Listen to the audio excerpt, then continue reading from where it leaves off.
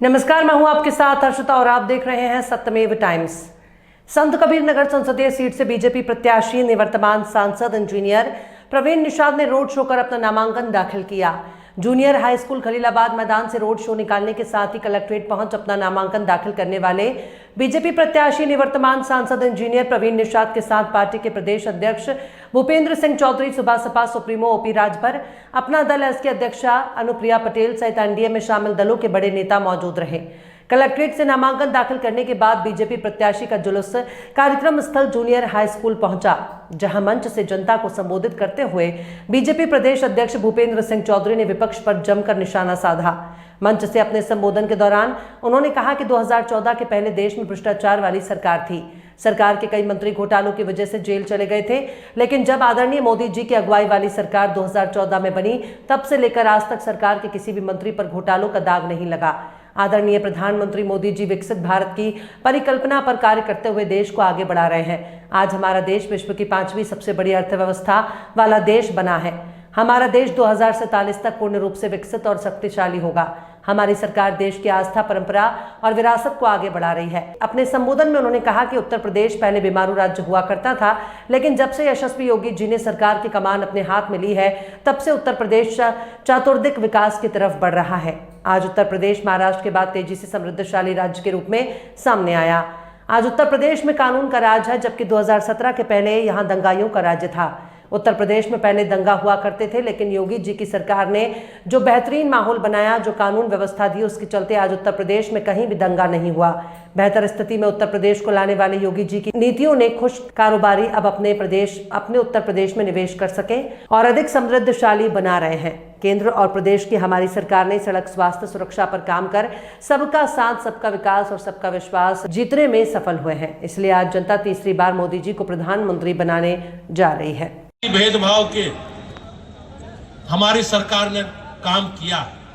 आप देखते होंगे पिछली सरकारों में सरकार की योजनाओं का लाभ केवल वोट बैंक के आधार पर लोग देखते थे, लेकिन माननीय प्रधानमंत्री जी के संकल्प को हम सब लोगों ने चरितार्थ करने का काम किया है।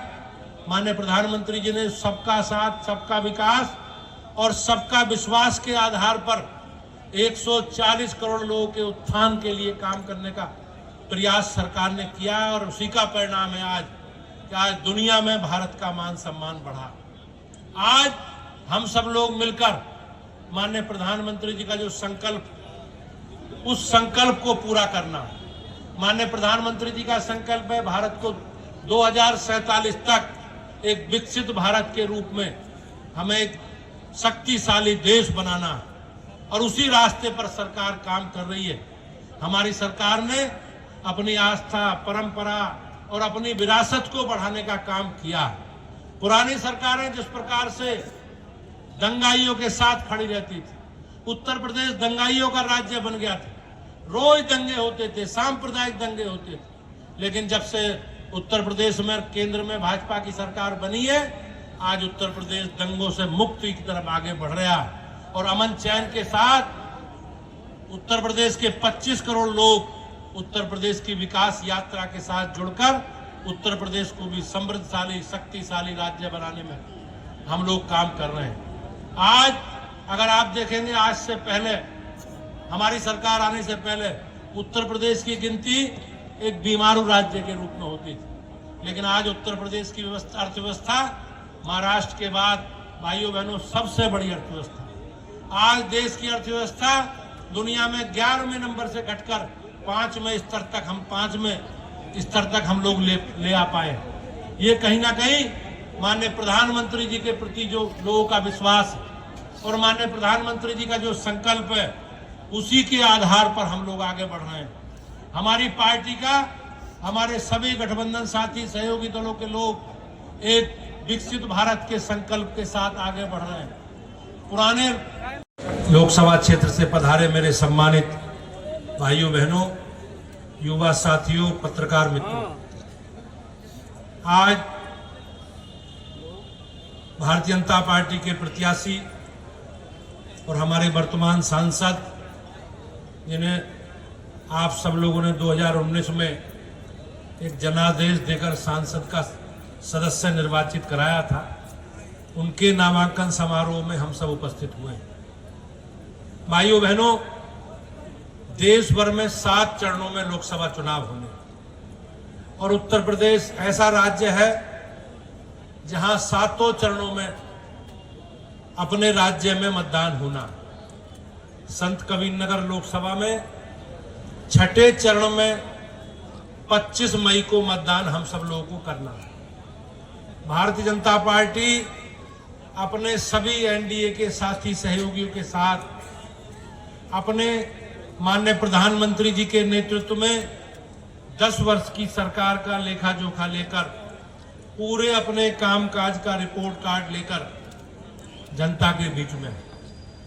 भाइयों बहनों, मोदी जी के नेतृत्व में जो सरकार ने काम किए हैं उन कामों का रिपोर्ट कार्ड लेकर भारतीय जनता पार्टी एनडीए के घटक दलों के लोग लगातार जनता के बीच में हैं। और मुझे विश्वास है कि जिस प्रकार का काम हमारी सरकार ने 10 वर्षों में किया और उसके कारण आज एक बदलता हुआ भारत और बदलता हुआ उत्तर प्रदेश हमारे आपके सामने है। जिस परिस्थितियों में आज से 10 साल पहले मोदी जी देश के प्रधानमंत्री बने थे वो किसी से छुपी नहीं।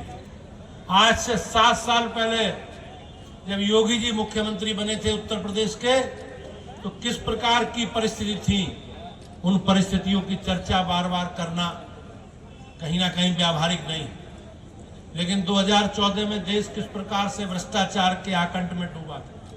सरकार के मंत्री लगातार भ्रष्टाचार के घोटालों में जेल जा रहे थे, लेकिन आप सब लोगों ने मोदी जी को आशीर्वाद दिया और मैं गर्व के साथ कह सकता हूं हमारी सरकार मोदी जी के नेतृत्व में पूरे देश को घोटालों का विहीन सरकार बनाने का काम किया। एक भी घोटाला जिसमें सरकार के किसी भी वरिष्ठ मंत्री की, पदाधिकारी की संलिप्तता पाई गई हो, ऐसा नहीं हुआ। भाइयों बहनों, हमारी सरकार ने बिजली, पानी, सड़क, शिक्षा, स्वास्थ्य, सुरक्षा सारे विषयों पर काम किया।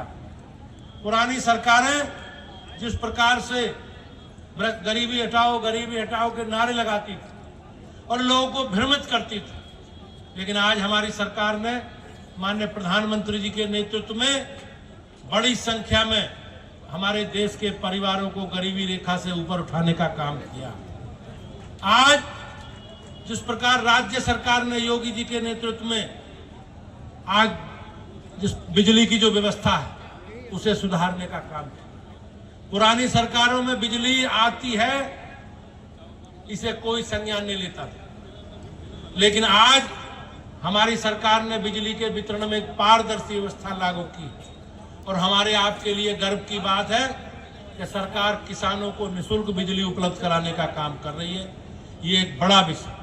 आज उत्तर प्रदेश में कानून का राज, आज उत्तर प्रदेश बदलता हुआ उत्तर प्रदेश में बड़ी संख्या में लोग आज निवेश करने के लिए आतुर और निवेशक बड़ी संख्या में उत्तर प्रदेश में निवेश कर रहे हैं।